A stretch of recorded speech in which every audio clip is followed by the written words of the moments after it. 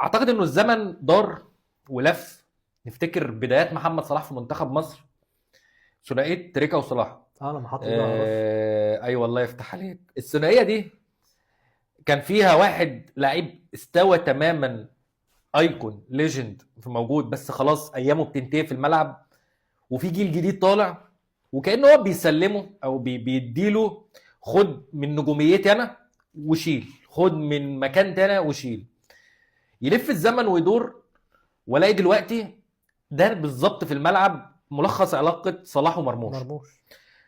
مش علاقه اتنين لعيبه ولا اتنين زملاء ولا اتنين قريبين. انا اعتقد انه صلاح اخيرا لقى اللعيب اللي يقدر يطمن ان انا لو ريحت في الملعب معايا لعيب تاني هيعمل حاجه. انا بقى يعني مع الله اعلم، يمكن دي حساسيه مفرطه، بس انا بشوف في عينين صلاح فعلا فرحته بعمر مرموش، فرحته بوجود عمر مرموش معاه في الفريق.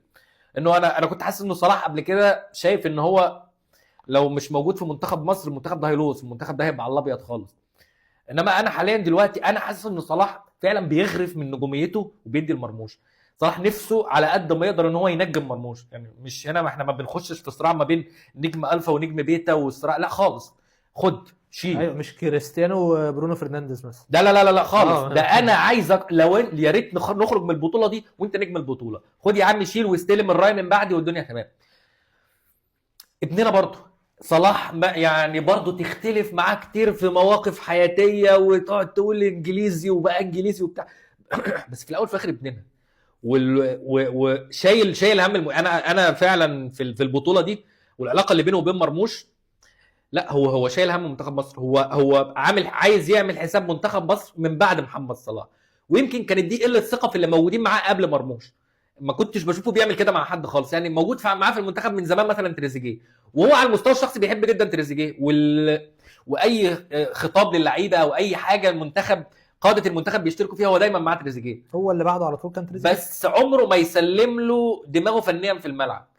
صلاح وهو لوحده في الملعب بوجود تريزيجيه دايما 90% مطلوب منه 90% دقيقه ان هو يفضل مركز. مع وجود عمر مرموش انا حاسس ان صلاح عنده الرغبه او القدره ان هو يريح. خلينا انا استمتع شويه وانت شيل مكاني وانت العب مكاني، خد من نجوميتي يا عم، مش مشكله. ده انا هبقى حابب ده كمان. وخد بالك الراحه ديت انعكست جامد قوي في البيلين. انت عمرك شفته بيعمل بانيكا؟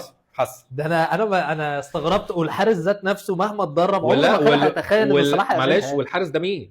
ده الواد ده اصلا بتاع ضربات جزاء يعني. فهو داخل بتاع قله الادب دي. يعني هو بيلعب في جنوب افريقيا اللي هم كلهم قلالات ادب، اللي بيعملوا معاه الحركات دي على طول. فان صلاح يخش ويعمل بانيكا دي حاجه يعني ما كانتش في الاحلام.